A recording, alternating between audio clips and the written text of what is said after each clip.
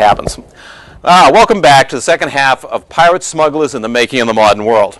In this second portion today, we're going to focus on the period from 1975 down to the present in terms of looking at the factors that encouraged smuggling and piracy in the last several decades.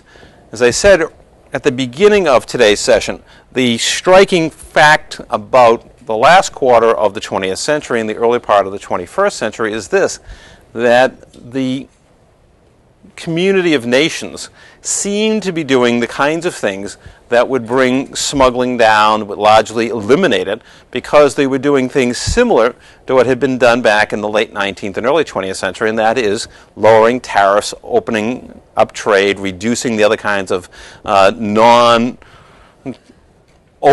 restrictions, meaning quotas, licenses, exchange controls. Lowering all of those barriers to trade was something that certainly caught on by the 1980s and 90s, even in countries that had long been pursuing import substitution industrialization. We'll see why that happens. But even when that occurs, even as trade barriers come down, smuggling actually seems to rise. In fact, it does. It rises explosively when it should have been coming down. The idea is tariffs go down, so does smuggling. But tariffs are going down, smuggling is going up.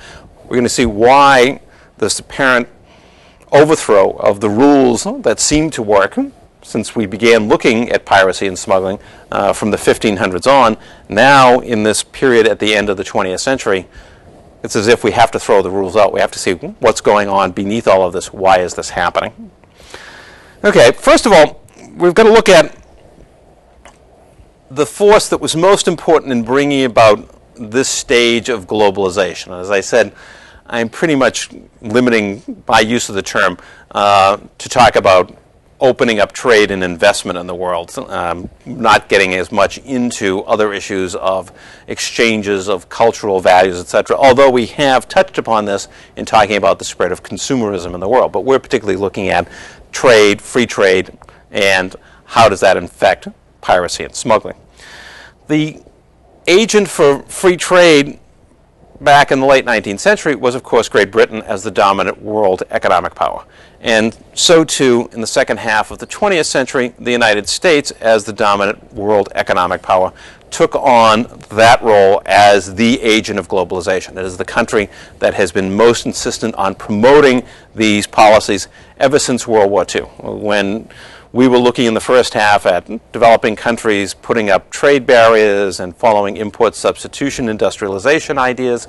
All of this was an anathema to what the United States was promoting at the very same time, in part because the experiences of the Depression were interpreted in a very different way in this country, in part because of its level of economic development and because of certain political factors that evolved in this society during the Great Depression. Now, one thing about the United States, even as of the 1920s, even before the impact of the Great World Collapse, was that it, more than any other country in the world, had fully experienced what's called the Second Industrial Revolution. It was a process beginning in the late 19th century in which new scientific discoveries and ideas began penetrating the manufacturing process and really revolutionizing it for a second time, much as had happened back in the 18th century. But now, rather than the tinkering of artisans that determines industrial innovation, now we have scientific breakthroughs and the development of new industries. For example, electricity, and electrical generation. Largely the work of engineers, scientists who are trained in the study of physics and basic physical properties. Their discoveries help lead the way towards electrical generation. It is fundamentally important to industry because it makes industry vastly more efficient. Now, instead of having, let us say, a fuel-generated wheel that turns or a drive shaft that turns your machinery, now you can have electrical motors everywhere in your plant. You can run one machine at this speed, another machine at another speed. You don't have to run everything off this single axle. Electricity is an enormous breakthrough. So is the chemical industry, being able to produce goods sometimes brand new, invented goods, plastics, etc., but also to vastly improve the quality of products and the speed and efficiency with which they can be created. All of this was particularly influential in the development of the U.S. economy in the early 20th century. The U.S. was far more rapid in adopting these innovations than were other countries. And the second reality, in part driven by that, driven by the fact that the United States suddenly had this enormous increase in production capacity and potential, was the promotion, the deliberate promotion of consumerism, the development of the advertising industry, which had begun late in the 19th century but really blossomed by the 1920s, to promote the ideas that indeed human betterment, human happiness derives from the consumption of these products. This is vitally important because suddenly you create new markets, even domestically, because you get more and more people to buy into the idea that they really need these things if they're going to be happy, if they're going to have decent lives. They need not just a roof over their heads and some food on the table. They need a refrigerator. Keep that food chilled. They need a toaster to toast that food. They need these appliances. They need an automobile, and so forth and so on. So the U.S. economy was characterized by these two factors: enormous increases in efficiency and output, and at the same time, the first society to fully embrace consciously the ideas of consumerism and to create not only a consumer economy, but a consumer society. Now, all of this was going along swimmingly again until we get to the end of the 1920s, and suddenly the roof collapses. In fact, in many ways, this country's economy suffered more severely than many other economies around the world, in part because of consumerism. When the house of cards started toppling, American consumers immediately stopped consuming.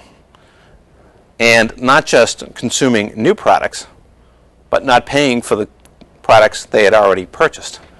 This, after all, was a consumer economy, and it had become the land of purchases on credit. There weren't any credit cards in these days, but you bought on a time plan. You went and got that toaster at the GE store, and you had 50 payments to make of, 20 cents a week to keep the toaster. Well, if you figure you're going to lose your job in the next couple of weeks, you're not going to worry about the toaster. Okay? You can burn your bread over the oven if you want. You don't need an electric toaster. And as far as that automobile, you don't need that either. You can live without it. Suddenly Americans stopped making time payments. All of these goods crashed onto the market. At the same time, people weren't buying new goods. And restarting that whole process was going to take over a decade, and indeed the outbreak of a war, to really break the back of the Depression, because you're going to get businessmen to invest a lot sooner than you're going to get consumers to risk their precious income once again after a depression. So this was going to make it particularly difficult to reignite the American economy. To do that would take an alliance of certain groups in American society, people who would become the promoters of what was called the Alliance for Liberal Development. And what did that term liberal development mean exactly? What it meant was that the vision that these people had was that, first of all, the American economy, and indeed all economies, were or were going to become capitalist economies. They are going to preserve capitalism. Now, this is not the idea of creating socialism one country at a time. This is the idea of preserving capitalism in this country and then spreading it elsewhere. At the same time, the belief that this will be done within a representative political framework, that you will still have some form of representative government. And third, that the state will indeed need to play an important role in the economy. This is very much a part of liberal developmentalism, that the state is there to encourage this process. Now, there is an underlying assumption here based on the U.S. experience, and that is this, that given the impact of the Second Industrial Revolution and consumerism, these people believed, based on their very experiences, quite reasonable, that the United States had found a key to endless productivity improvement. And that this process would allow wealth in the society as a whole to grow. And not only for the privileged few at the top, but for people throughout the society, without taking drastic political and economic measures. In other words, we don't need a revolution like the Soviet Union. We don't need to turn the world on its head. We'll produce so much wealth, do it so efficiently, that inevitably the benefits will trickle down to all of society in this market economy.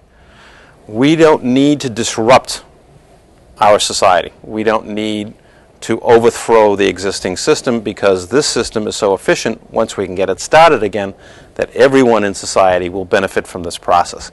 And this was an idea that would be applied not only within the United States, but would be taken overseas as well. Now, among the groups that promoted these ideas were people who were leaders in the high-tech industries of the time, things like oil production, the electrical industry, GE, the Rockefeller interests, Standard Oil. These were people who were at the cutting edge of productivity improvement. They were the products of the Second Industrial Revolution. So that's why they could believe in it so firmly, that they were capable of these kinds of productivity improvements. In addition, for them, the raising of trade barriers in their own country as well as around the world was an anathema, because they were highly efficient. They weren't worried about competing with foreign imports. How many countries even had, outside of Germany, a highly efficient electrical industry, such as represented by General Electric? GE felt it could go around the world and compete with anyone.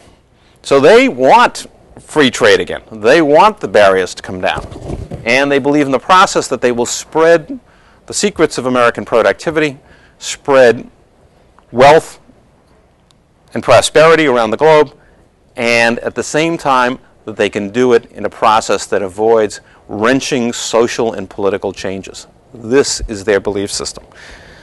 Sharing those ideas are the leaders of the Democratic political party in the 1930s, in other words, the Roosevelt administration, the New Deal, which is very much a merger of the interests of these high-tech capitalists with the interests of the Democratic Party, because the Democratic Party is desperate to get the economy going again. That's how Roosevelt won the election, was the fact that Hoover and the Republicans hadn't solved the Depression. He'd better come up with a solution, otherwise he's out. And along the way, an alliance with labor movements in this country. The idea that there can be peace between the capitalists and the labor unions, because improved productivity will allow corporations to distribute more benefits to their workers, so all will benefit from a resuscitation of the economy. The workers, of course, in turn will accept these innovations in production in return for higher wages, a better standard of living. And over the next few decades, America's economy would function in exactly that way. There'd be a considerable portion of the working class that would suddenly be able to buy cars, buy homes, because of this improved productivity, because of the growth in the national economy. This kind of agreement would achieve social peace without social revolution. It also had a strong international element because of the desire of these companies to expand overseas, where they knew that they often possessed technologies that were unique in the world at this time and gave them enormous competitive advantages. After World War II, we see specific policies that are designed to spread these ideas of liberal developmentalism.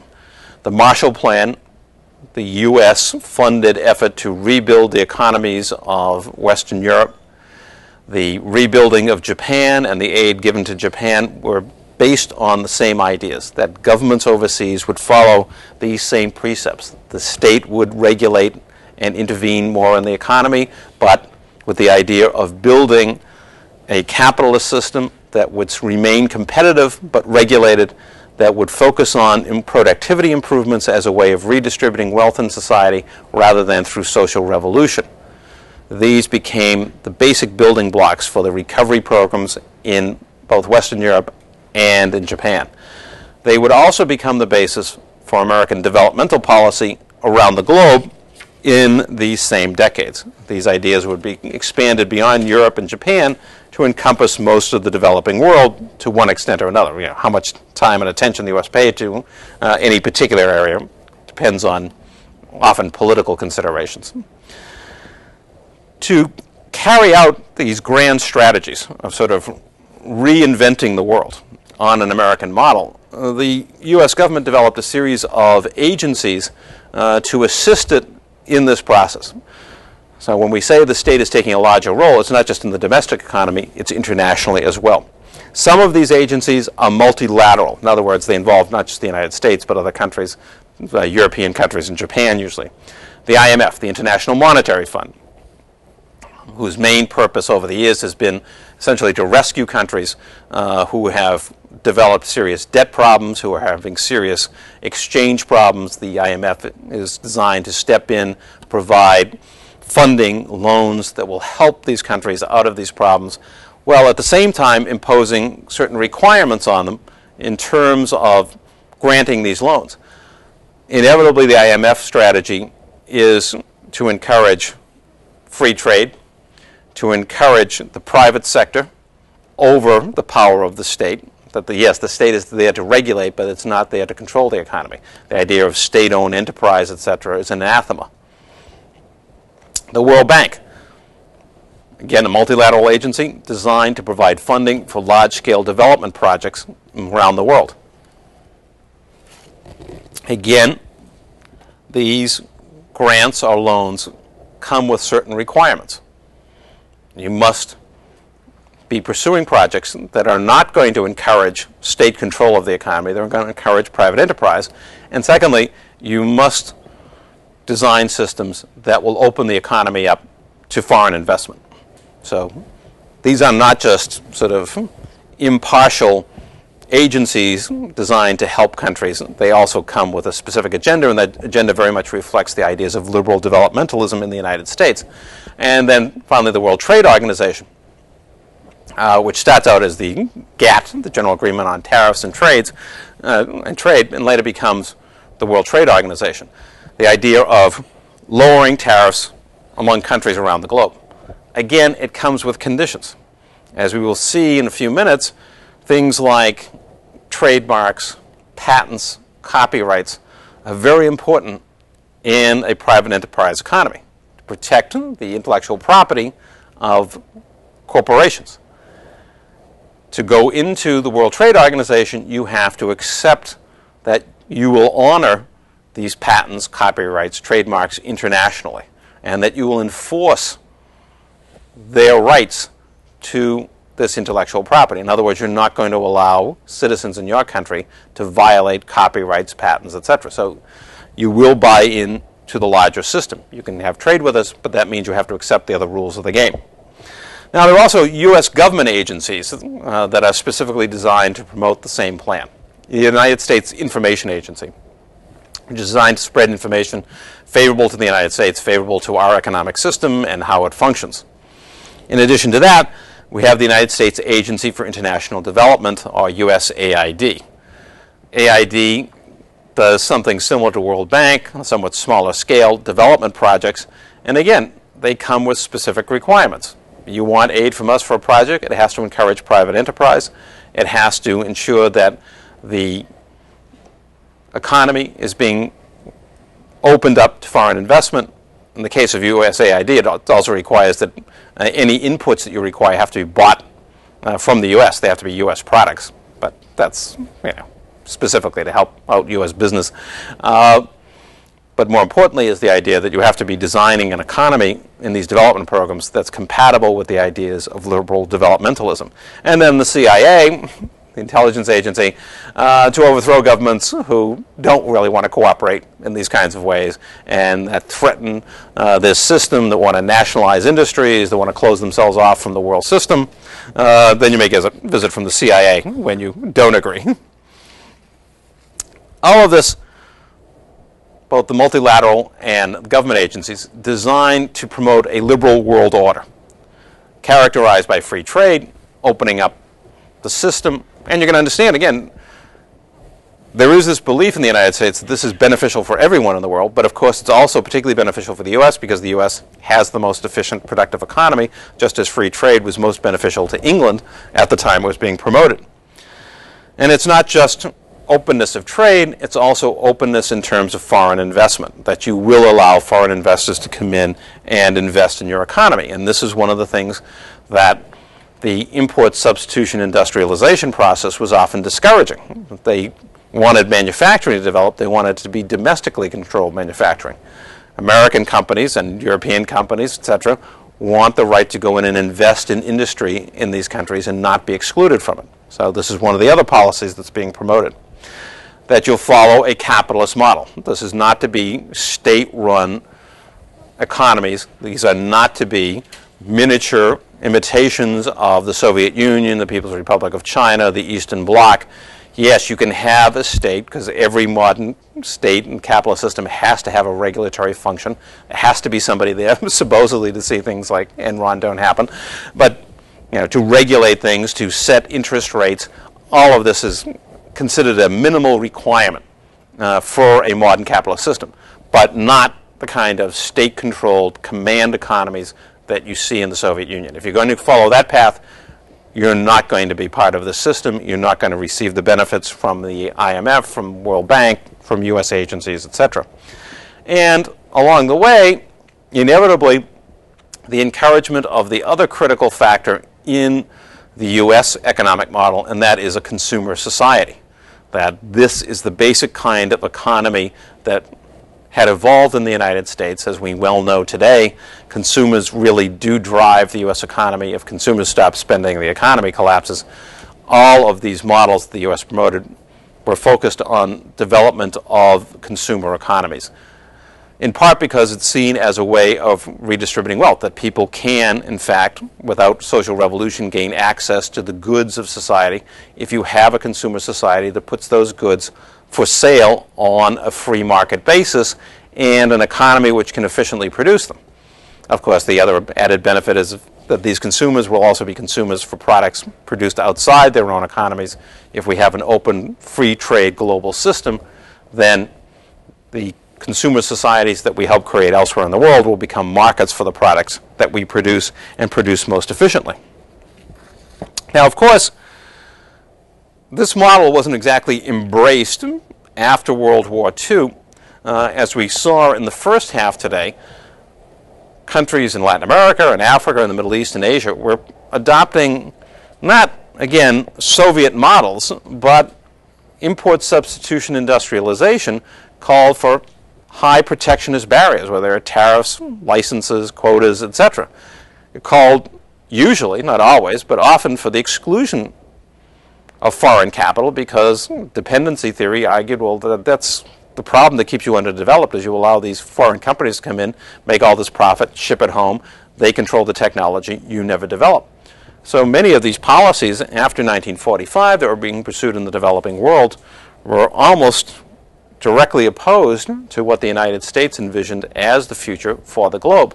And for a very long time, while the United States certainly was still pursuing these policies through the IMF and through its own agencies, etc., many countries continued to pursue their own policies for development, which were, in many cases, diametrically opposed to what the United States wanted to see happen.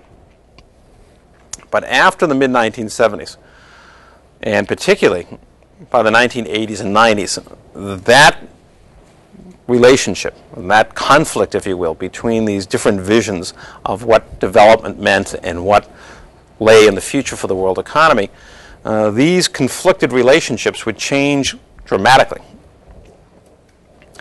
A number of factors contribute to this process. Now, some of it was occurring earlier. Some countries had already decided by the mid-1970s that import substitution industrialization had its problems. They often had limited internal markets. They faced the problems of continuing high cost of consumer goods. They often found the industries that they developed were very inefficient. I mean, is it really efficient for a country that doesn't have iron ore, doesn't have large amounts of fuel, doesn't have already a steel industry to begin manufacturing automobiles? Does that really make sense? many countries decided that trying to pursue import substitution industrialization wasn't really working, and many of them began modifying their policies. However, it's really in the 1980s and 90s that we see the most dramatic turnaround. One of the reasons why, as I say, the walls come tumbling down, and I mean by that protectionist walls and trade, one of the reasons was the debt crisis in Latin America in 1982. In 1982, the Mexican government found itself unable to pay its foreign debt, most of which it owed to the United States. Many other Latin American countries, particularly Brazil and Argentina to a lesser extent, were right on the verge of being unable to pay their debts as well. What had happened during the 1970s especially is that billions of dollars had flowed from large multinational banks.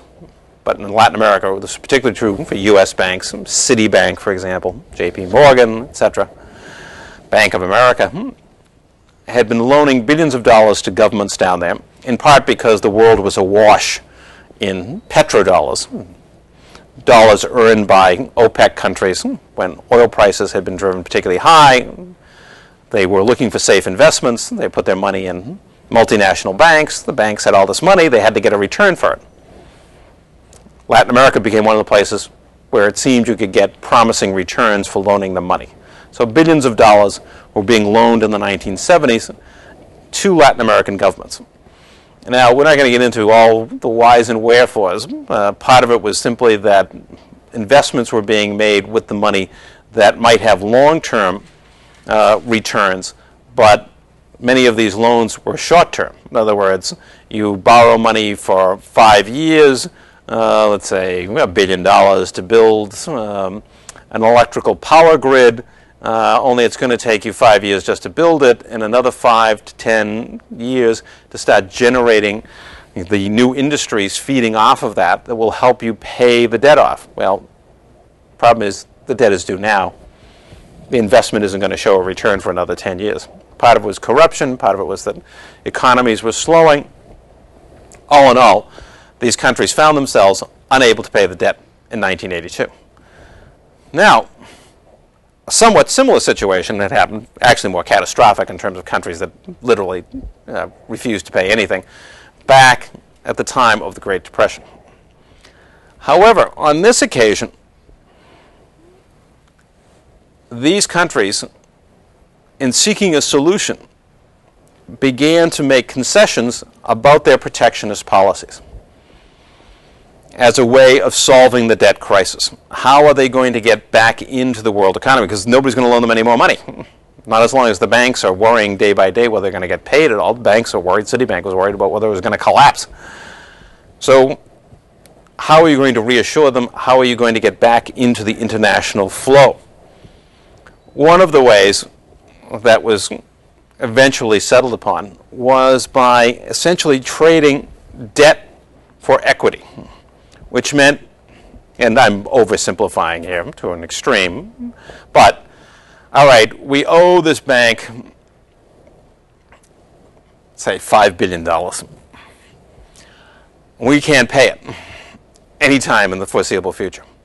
We're going to give them an equity interest in the power plants that the government has built. So now they will have, or bondholders will have, an equity interest in all the power plants in our country. So they don't hold the debt anymore. Instead, they own a share of our power plants. And a series of such financial dealings were achieved. But more than that, agreements with the IMF to help refinance debt were predicated on the idea that these countries would open themselves up to international trade. Hey, you want trade? You want money to help you through the debt crisis? Fine. You have to lower your tariff barriers. You know, one of the problems that you have is that you're not earning enough foreign exchange to pay the debt. You're not exporting enough goods.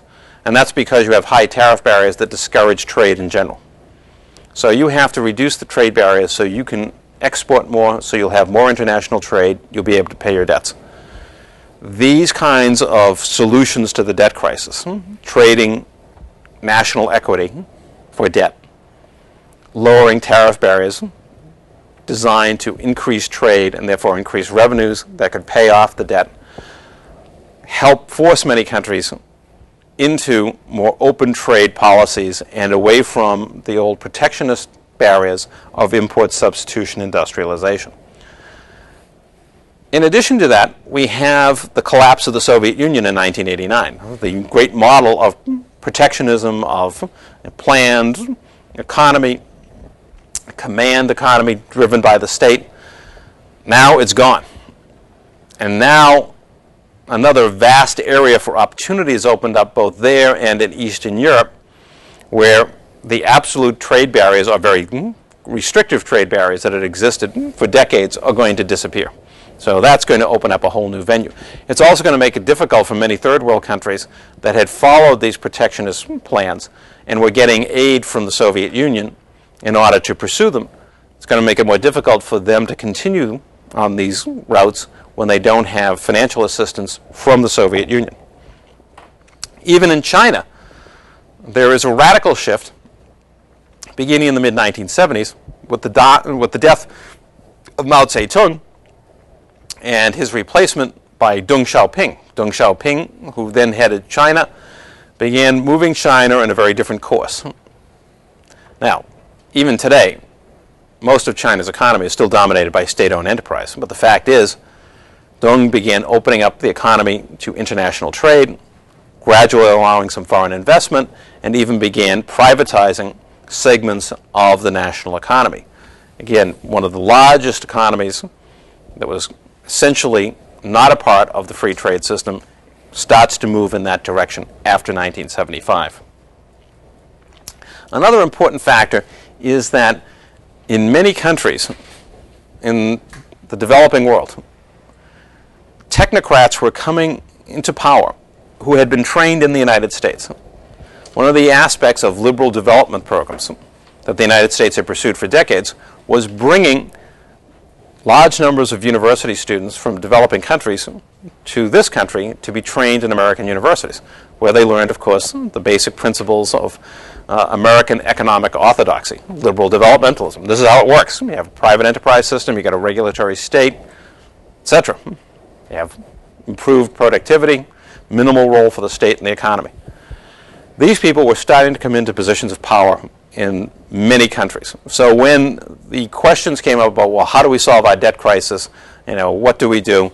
These people were there to give the advice that, look, the only way to go is to open up the economy, liberalize it, get rid of the protectionist barriers. That's how we'll improve trade. Then we'll be able to pay off our debts. And these people are coming into positions of importance. Not only people who are trained directly in this country, but often the United States government and private foundations had been setting up departments of economics in countries around the world. Many people trained in local universities were also trained in the basic principles of American economics, and now they're coming of age by the 1970s and 80s and having an impact on policy. They're getting into senior level positions. Another major step forward is, of course, the U.S. government's desire to implement grand strategies to improve free trade. NAFTA, the North American Free Trade Agreement between Canada, the United States, and Mexico is one such example, setting up essentially what's designed to be eventually a free trade zone in all of North America, from Mexico, the U.S., into Canada, where virtually all trade barriers will be eliminated, moving along the same route that the European Economic Union has pursued.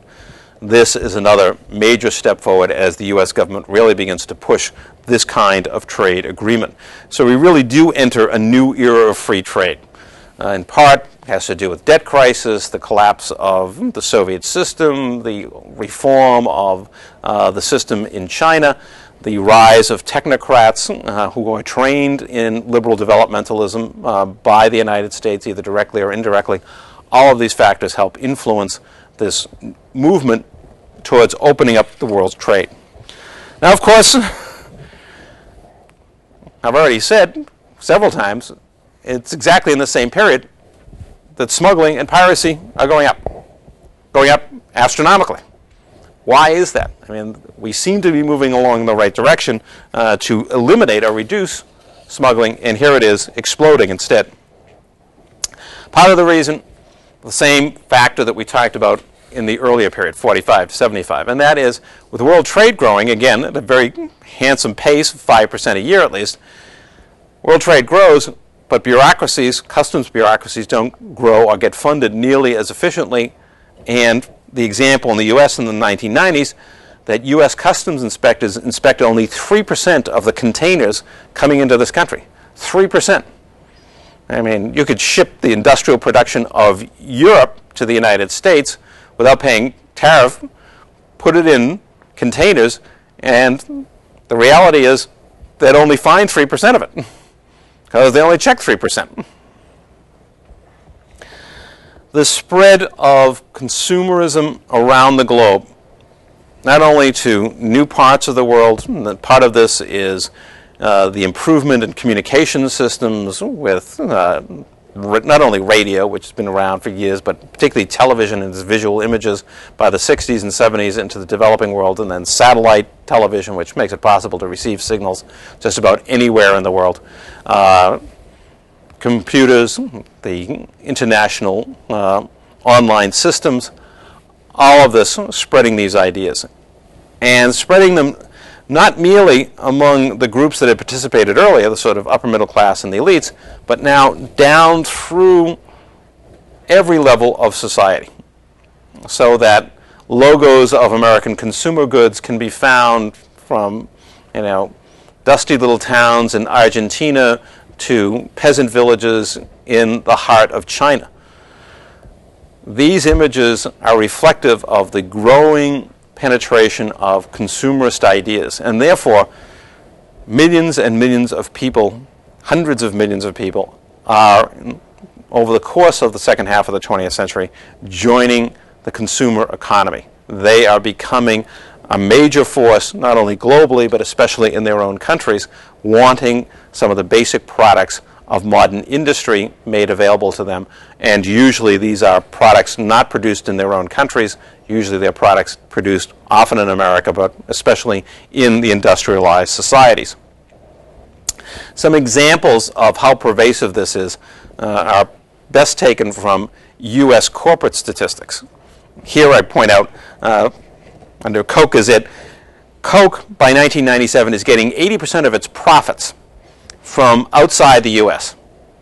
Okay? It is truly an international company.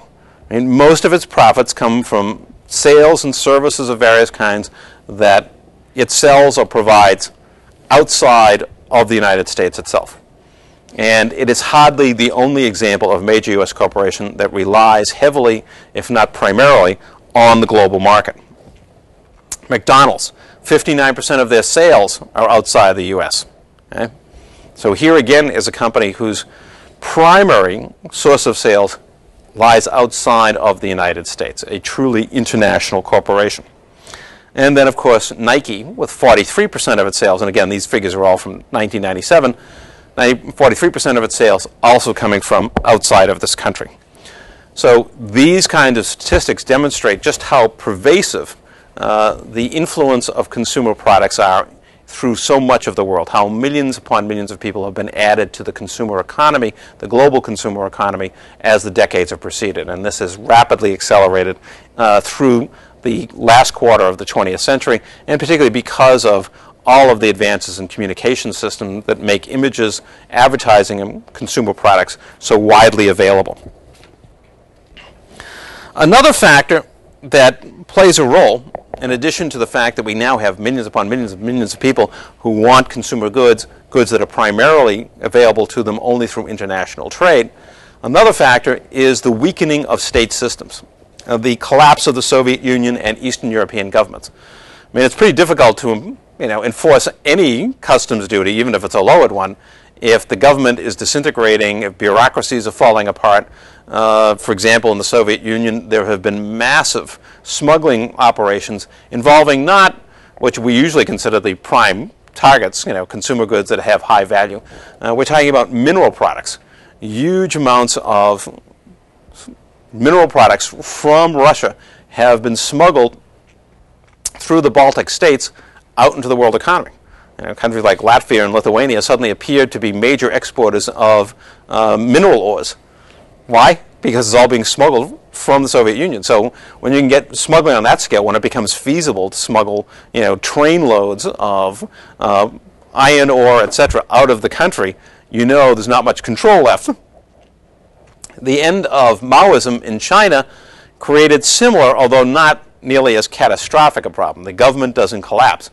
But the end of Maoism, the movement towards more private enterprise and away from communist ideals, undermined the esprit de corps of much of the bureaucracy. I mean, what are we doing here? We're supposed to be communists, but here we are encouraging capitalist development. And I look around and I see all these people making a buck by getting into the marketplace. And here I am, a government bureaucrat, and I'm getting nickels and dimes. It really wouldn't be so bad, would it, if I took a few dollars for, looking the other way while somebody smuggles something. This has a major impact when the basic underlying ideology is being questioned that justifies this system and inspires people to assist the system. Those great ideals are slipping away, and now people are beginning to look around and say, well, I better make the most of this, do the best I can for myself, because this is no longer a system that's pursuing this dream of equality for society as a whole. And in Africa, we have general political disintegration. Many of the states that are formed with the collapse of colonialism suffer from severe problems, especially tribalism. When the colonial powers carved up Africa, they gave very little concern to the fact that the colonies they created often had rival, bitterly competitive tribal groups within them, and those tribal rivalries, among other factors, have contributed to acute political instability. When governments are being overthrown, being challenged by armed bands, it's pretty difficult, again, to be imposing customs tariffs and actually managing to collect them. And indeed, smuggling is rampant throughout Africa across its own international borders. There's also the factor that, yes, most developing countries, by the 1990s certainly, are moving in the direction of free trade, lowering barriers. But many of them also feel that they are coming to a point where they're hitting a base that they cannot easily go below. In other words, they can lower tariffs to a certain degree, but then below that it becomes very difficult to do. We look at Pakistan, which between 1993 and 1997 was pursuing a committed program of improving trade by lowering tariff barriers. And indeed, maximum tariffs went down from 92% to 45%. However, they then failed to fall any further. One of the major reasons, Pakistan, like so many other developing countries, has a situation where a large percentage of the government's revenue comes from trade taxes, and there is virtually nothing in the way of an income tax. So what is the government to do? They have to have a revenue source. So they can only cut tariffs so far, because then they start having problems with having enough revenue to keep the government going, particularly when they do not have a domestic tax system that is really efficient, that really taxes wealth generated within the domestic economy. So we're seeing, yes, a movement towards free trade, but in many countries it's going to stop short of getting down to the kind of 0%, 14% average tariff that we saw during the height of free trade in an earlier era in 1914. Furthermore, even as barriers are lowered, there are almost always consumer product exceptions. Countries are not abandoning the idea that, well, look, just open yourself up to free trade, whatever consumer good you need, you'll buy it from an industrialized country. Consumer products remain a target even as general tariffs are lowered. For example, China has 100% duties on consumer durables. Consumer durables would be things like kitchen appliances, that sort of thing. So significant consumer products, large or big ticket consumer items, are heavily taxed still when they're being imported into China. Another example is that China still maintains a cigarette monopoly, as do other countries. There again, that's an absolute barrier. You're not going to allow imports.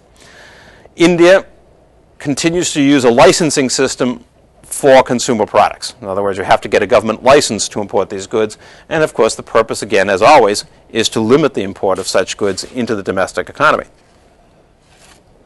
Even though India, like so many other countries, has also been pursuing a policy of generally lowering its trade barriers.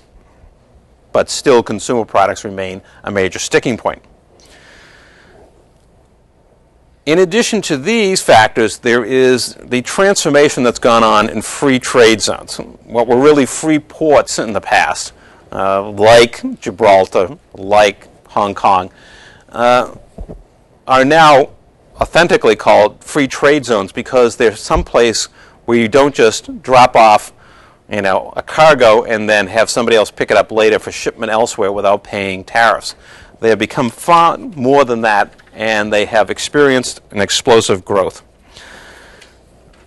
Now, free trade zones are good, right, and people have written lots of books. We're only going to look at just certain elements of them because they're important for us in terms of understanding smuggling and piracy.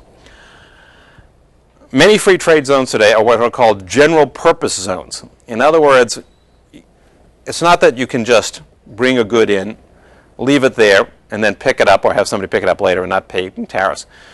Now you can bring products in, and let us say you bring in the parts to make watches, and then assemble the watches in the free zone, in the general purpose zone, and then export them, and again, not pay any duties. Others actually have manufacturing plants. There are automobile manufacturing plants in this country that are in free zones, and they don't even have to be ports. Some of them are in, the Midwest, the U.S. Midwest.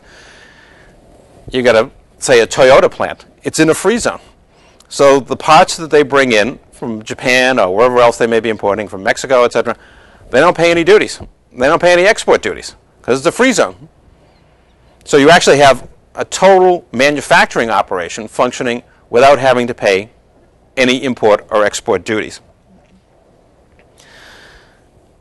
Free zones have exploded in the world in the last part of the 20th century because developing countries are now competing for foreign investment. How can we attract foreign investment? Well, almost all of them have one factor in common. They have cheap labor. So what do we use to distinguish ourselves from our neighbors who are all offering cheap labor to these multinational corporations to invest here? What we can offer them is a free zone. You can come in, not only will you get cheap labor, we won't even charge you any import duties or export duties to operate here. So to get foreign investment, to compete for it, free zones have been popping up like mushrooms around the world, particularly in developing economies. By the late 1990s, there were 800 free zones.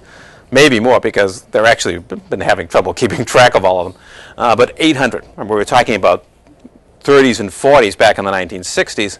Now we're talking about 800 plus by the late 1990s. So there's this explosive growth in the free zones. And again, where are they going to be built? They're going to be built close to high trade areas and high tariff areas. A major free zone we're going to talk about over the next couple of weeks as we talk about smuggling and piracy in Panama. Panama has been a free trade zone for decades. It's sitting right on the edge of South America. And we talked about Brazil and Chile with 100%, 400% duties. And here's a free zone where you can bring tons of stuff, cigarettes, sporting equipment, electronics, whatever you want. And it's all free sitting there in warehouses. And you're right on the borders of these South American countries with high tariffs. Immediately, you know why that stuff is there. It's to be quickly shipped across the border to be smuggled. So the free trade zones, the general purpose zones, become hubs for smuggling on a massive scale for consumer goods in countries that continue to have tariffs, and even the ones that are reducing the tariffs, as we said, still put restrictions on consumer goods because they still believe that they can industrialize and produce some of those goods themselves. Therefore, the free zones continue to operate highly effective systems. They become really storage points for smuggled goods before they're actually shipped into these countries. And they can also serve the purpose of parallel exports. An example we'll look at in more detail later. The People's Republic of China and Taiwan. Taiwan, of course, was the refuge of the Chinese nationalists who were defeated by the communists in the 1950 revolution. They have had hostile relations for many years, up until recent years, almost no trade. There are now certain itemized goods that they can actually trade with each other, but it's a handful of goods compared to the potential for trade between the two nations. So if you're in the People's Republic of China, you can export goods to Hong Kong. That's free zone. There's nothing illegal about that. Now, if somebody in Hong Kong happens to ship it on to Taiwan, hey, this is not your problem, right? You made a legal export to Hong Kong. And if somebody in Taiwan wants to ship goods to Hong Kong and they wind up in China, in the People's Republic of China, hey, we didn't do that. We just sent them to this, agent in Hong Kong, and he sold them to somebody in China. I didn't do that. That's not illegal. The government can't arrest me. Parallel exports, goods that are going to a free zone, but of course you know where they're ultimately going. They're going someplace where they've been banned, and you get around the trade barrier in that fashion. Same kind of thing has happened with Cuba for years. You can get goods into Panama, then you can ship them on to Cuba. You're not guilty of anything illegal. You're banned from sending goods to Cuba, but I didn't send the goods to Cuba. I sent them to Panama, and I sold them there. Parallel exports. They're going to the free trade zone, but their ultimate destination is someplace where they've been banned. Another factor that contributes to the rise in smuggling in these decades is the increasing importance of organized crime in the smuggling process. Part of this, as again we will see in detail over the next couple of weeks, is the fact that global efforts, but particularly promoted by the U.S. And to some degree Europe, to enforce bans on controlled substances, we're talking cocaine, marijuana, etc., the usual suspects. This effort at control, the more enforcement that is attempted, the more that the amateurs are driven out and the serious criminals get involved because the risks are growing. The average amateur smuggler, who wants to bring over a bale of marijuana from Mexico, doesn't want to spend 5 years in jail. And he's or she is probably not going to take that risk. On the other hand, if you're part of an organized criminal gang, one, your resources are better to keep you from getting caught, and two, you've already accepted the fact that you're engaged in a criminal career, and that's one of the risks of what you're doing. This also involves the criminal gangs in money laundering, how to get money, for example, out of the United States once you've earned your dollars by selling the controlled substance. How do you get it out? There are all kinds of banking controls. So they become expert in money laundering, how to move money around and get it out of the country without it being traced back to drug deals. The importance of this is that this gives them an important link to international finance. And that can be used not only in drug smuggling, but in other lucrative but less criminal kinds of enterprises. Drug smugglers over the last couple of decades have found that it can be quite lucrative, not as lucrative as smuggling drugs, but still the smuggling of consumer goods can be highly profitable, and you already have the financial mechanisms that make it possible to finance these kinds of deals. Okay? I'll give you an example, and we'll talk about more of these later, that Colombian drug smugglers, how are they going to get their money out of the country, out of the United States? Because, again, if you deposit more than $10,000 in cash in a bank, they have to report it. There are a variety of other mechanisms that sometimes work and sometimes don't. So how do you get the money out? Well, one of the ways they did it was they went to Florida and began buying up huge numbers of kitchen appliances, refrigerators, washing machines, dryers, the white goods sale in Florida. And then they shipped them to Panama, which is a free zone. The money is now laundered. The money is now in the form of kitchen appliances, right? And they shipped them to Panama, and we're talking millions and millions of dollars in these purchases. And then from Panama, they're smuggled into Colombia, where there is a network, and I'll explain a little bit how these networks work in a moment, for the sale of the appliances in Colombia. They then make a profit off that sale. In fact, it's pretty much 100%. They've managed to get their money out of the country. They sell these goods for more than they bought them for, because Colombia, again, still has protectionist barriers on consumer goods. So they actually turn a profit. They not only manage to launder their money, they actually turn a profit. Now, the best part of this is that if you get caught smuggling a refrigerator, the penalties are a lot lower than if you get caught smuggling cocaine. You'll probably face, a monetary penalty, maybe some jail time if you're doing it on a massive scale. But that's about it. You're not going to spend years in jail. The DEA isn't going to come looking for you. And on top of that, of course, the enforcement of trade barriers, tariffs, etc., is far more lax than the enforcement on bans on controlled substances. So the challenge that you face in moving this product is a lot less than it is when you're smuggling drugs. So one connection is they can use smuggling as a way of laundering money, but at other times they simply take money they have and invest it in smuggling operations, and we'll see more of this in detail, as I said, as we go along, because it's lower risk and you can still earn a very handsome profit. So organized crime has become a factor in the smuggling of consumer products.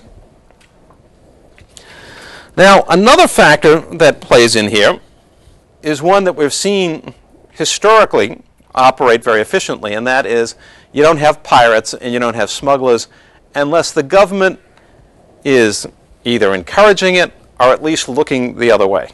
And the fact is that virtually every government that has imposed trade barriers, whether in the form of tariffs or licenses, etc., over the last half century, in order to encourage development, has also allowed smuggling to go on and made it possible because they were deliberately not going to fully enforce these tariffs or these other barriers.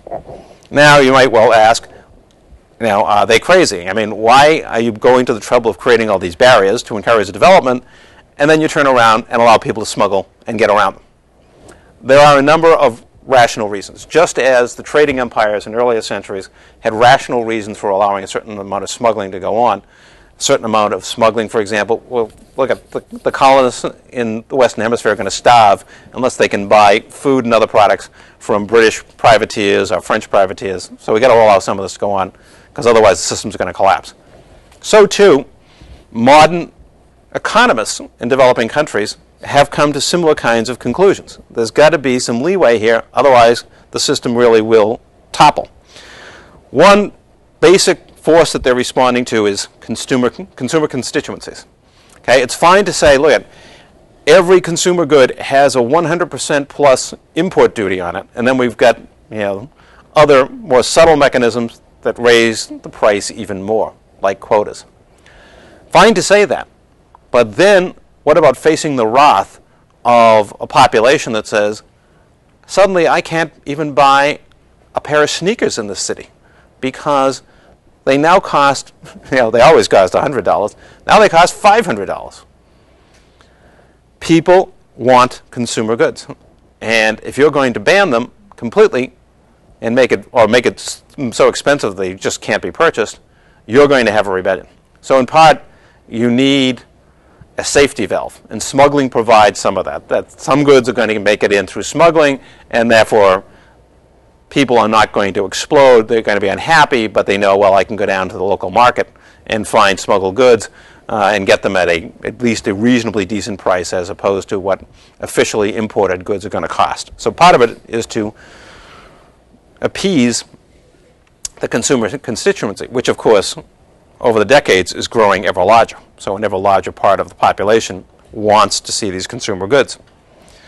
Another reason is more complicated, and it has to do with international finance and specifically the balance of payments. If you're looking for an international loan, and developing countries all look for international loans to help them with development projects, to pay off other debts, etc. The way that you justify this loan, just as when you borrow money, as a consumer in this country, they want to know, well, how much money are you making and what are your debts? What are you already paying? They want to make sure there's enough income left over to pay off whatever they're loaning you. So too, governments are asked the same questions. How much are you earning and what are your expenses? More specifically, because these are international loans, they want to know how much are you exporting versus how much you are importing. If you're exporting $50 billion a year and you're importing $60 billion a year, That's bad, because you've got a balance of payments that's $10 billion in the negative. Where are you going to get the money to pay for the loan? On the other hand, if you export 50 and import 40, you get $10 billion. That'll make the monthly loan payment. What has smuggling got to do with this? Simply this. If goods are being smuggled in, then those goods aren't a part of your official import statistics. And nor are they a part of your balance of payment statistics that indicate how many dollars is the government issuing each year to pay for imports. Because officially, these imports never took place.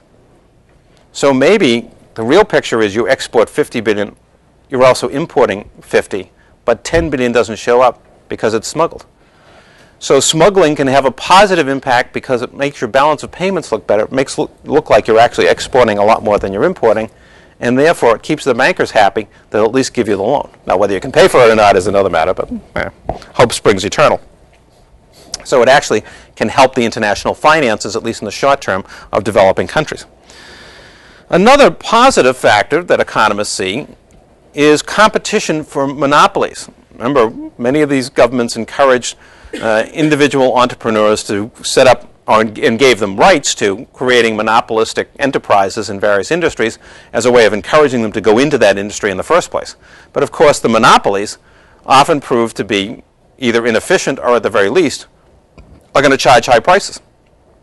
If you get a monopoly, what's to prevent you from doubling prices next year? There are limitations on this, but nevertheless, your monopolistic position allows you to raise prices much more than you could in a competitive situation. So how does the government control that without having to formally crack down on these favored monopolists? Simple. You allow a certain amount of smuggling of their same product. So now, yeah, the local manufacturer has a monopoly on tennis sneakers, but in fact, he's got to face competition in the local market because tens of thousands of foreign-made sneakers are being imported. They're going to help keep the price down. So it actually provides competition and also is an issue of quality control. If the smuggled sneakers are better in quality than what's being manufactured by the monopoly is going to have to respond and they're not going to be able to sell anything. Another is cultural factors. In many cases, people, and this comes particularly in the case not so much of smuggling, but particularly of piracy of products, feel that getting counterfeit versions, or I should say pirated versions, because they're not really counterfeit, they're simply copied versions, but pirated versions of, let us say, software, is not immoral or illegal. That their country is underdeveloped. It's an enormous disadvantage compared to the industrialized countries of the world. So what's wrong with this? I mean, I'm simply, helping my country because we don't have access to this, or they're charging so much money, we'll never manage to get ahead. And there's also a question of, well, look, I'm doing this for my family, and family comes first. Yeah, the law may say that it's illegal, but the fact is my family needs access to some of these products, and family in many cultures is far more important than a specific law that happens to ban, well, gee, you can't legally buy baby formula in this country that's imported. Well, my daughter has 3 small children.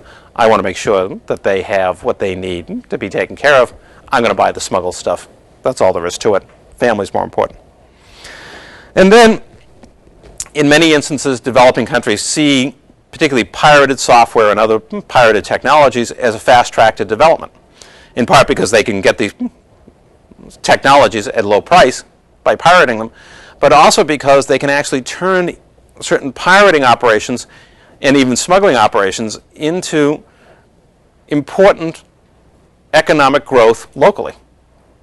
The nation of Paraguay, we'll get into details in the next couple of weeks, has made a national enterprise out of smuggling. It has a huge business in smuggling goods into Brazil, which is right on its border. So this is seen as a way of encouraging economic development because it becomes a major business, the business of smuggling itself. Now, in this process, corporations are also involved. And you might say, well, gee, don't they believe in the free enterprise system and they don't want to undermine it? That's true. But as we will see again in specific detail over the next few weeks, corporations often get involved in smuggling, one, because it's a way of evading taxes. If you're trying to sell goods in a country, but the country is taxing you out of business, well, to smuggle the goods in, they still get sold, you still make money, and you avoid taxes that may make your goods unsaleable. Beyond that, particularly where there are bans on certain kinds of imports, there is the matter of making a market. Country X won't allow the import of your product. Okay? Well, if you sell it to people knowing they're going to smuggle it in, knowing that once that product gets there, it will help create a demand for it. People are going to say, oh, this is a great American product. It's a famous logo. We've always wanted access to this stuff. We're going to start buying it, and there's going to be demand for it. And you're going to create a market for yourself by smuggling this good in. Both of these considerations can lead corporations at times to actually become involved in, or at least facilitate, smuggling because it's to their benefit, either to avoid taxes or to help make markets. Another important factor that has become particularly significant over the last couple of decades, although it's apparent earlier too, is the informal economy. Now, the informal economy means enterprises that operate outside the normal regulations of the economic system. If you want to set up a small business in this country, for example, you have to have licenses, permissions, tax stamps. If you set up a restaurant, you're going to have health inspections. You want a liquor store, you need a liquor license. There are all kinds of things that you have to do in order to set up a business. Furthermore, once you have employees, you have to pay Social Security. You may not pay any other benefits, but you have to pay Social Security tax. The informal economy consists of enterprises that don't follow those regulations, that operate outside the system, and the workers that are part of them, that, again, are not going to get the benefits that they're legally entitled to, but that's because this is operating out of the confines of the regulations. The informal economy has become a critically important part of many economies in the developing world. Its growth has been driven in part by state regulation. State regulation in many of these countries is extremely burdensome. It can take you years to start a small business. There are 30 different permits in some countries that you have to get just to open a storefront. So that drives many people to operate in the informal economy because they'd never get started otherwise. Urbanization. What we're seeing in the developing world is a massive outpouring of people from rural areas into cities. And in almost every instance, the urban industrialization process has not moved rapidly enough to absorb them. As a result, they've had to look for work in another form. Often, they're becoming vendors on the street, selling scarves, peanuts, bubble gum, you name it. They don't have a formal business. They're not formally employed. They just buy stuff and then sell it to other people. They become part of the informal economy. They're certainly not going to pay taxes on it. IMF policies.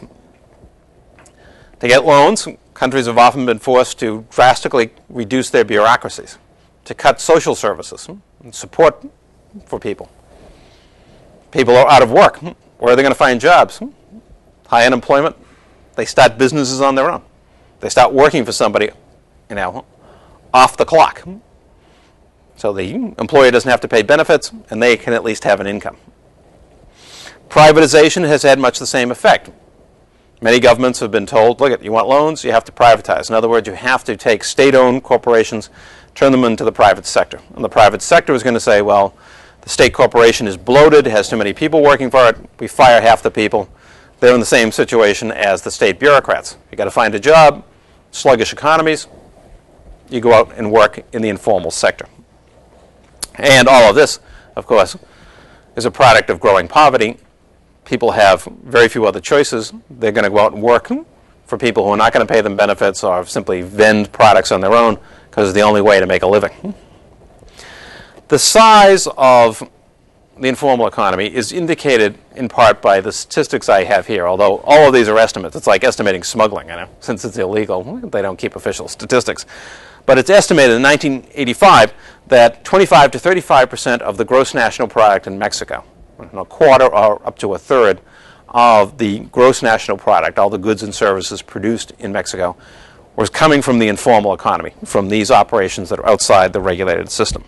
In Peru, estimated between 40 and 60% of gross national product comes from the informal economy. Now you say, okay, well, what does this got to do with smuggling and pirated goods? Well, for merchants, and most of this is essentially in the commercial sector, there are manufacturing efforts too, but the informal economy is largely street vendors, small merchants. For them, smuggled goods and pirated goods are a godsend. You know, they don't have money to pay for advertising. They often have to move on a day-to-day basis because the police will come and force them to move on.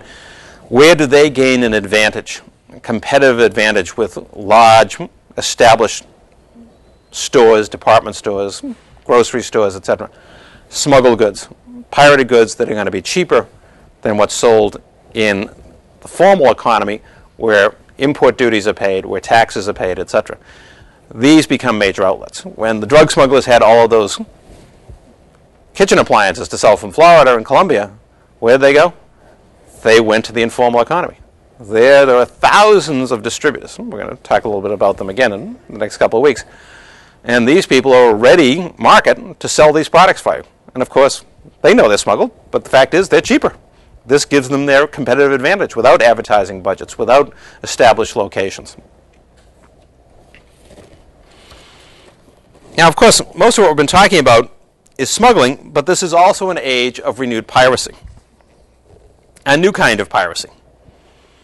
Piracy in the latter part of the 20th century focuses on intellectual property rights. Three kinds. Copyrights. Copyrights protect things like book manuscripts, computer software. Patents, which are usually on various kinds of industrial products, you know, computers, different types of machinery, etc. And trademarks, which are essentially logos, brands of products. Trademarks are also protected under intellectual property.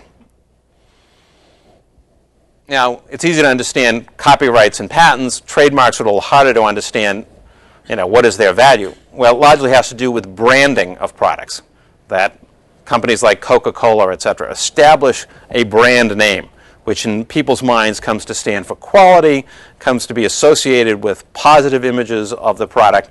This makes that trademark, that logo, incredibly valuable.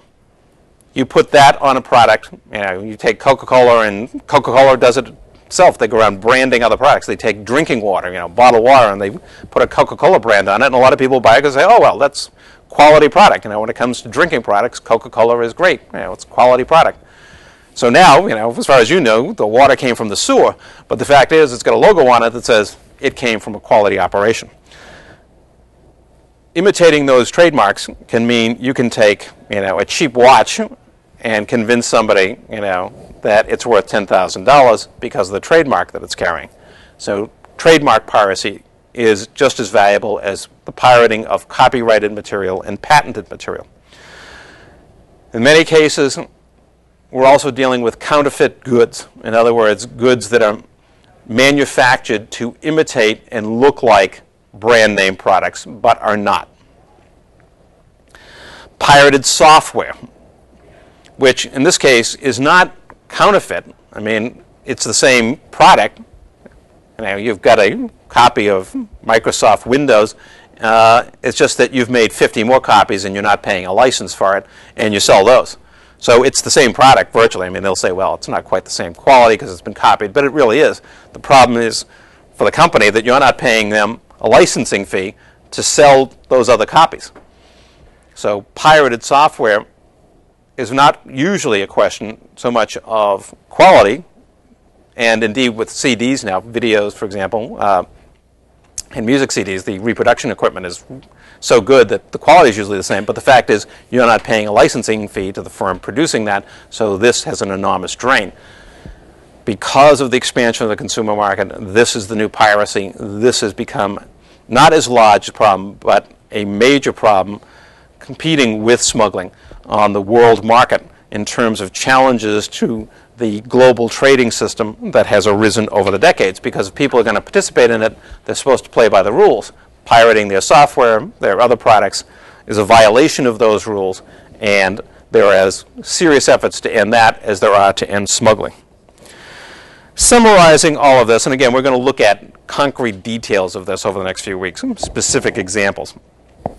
When we look at the post-war world from 45 to 75, this fits with our earlier cases in the sense that third world economic protectionism, import substituting industrialization, create these trade barriers, and that, of course, encourages smuggling and piracy. It's particularly focused on consumer goods. They become the major smuggled items of the second half of the 20th century. Consumerism is growing, meaning the demand for these products is going to grow. That will contribute, along with the trade barriers, to the expansion of smuggling and piracy. Growth in world trade. The more trade, the harder it is for countries to regulate that, to impose and effectively collect tariffs and other barriers.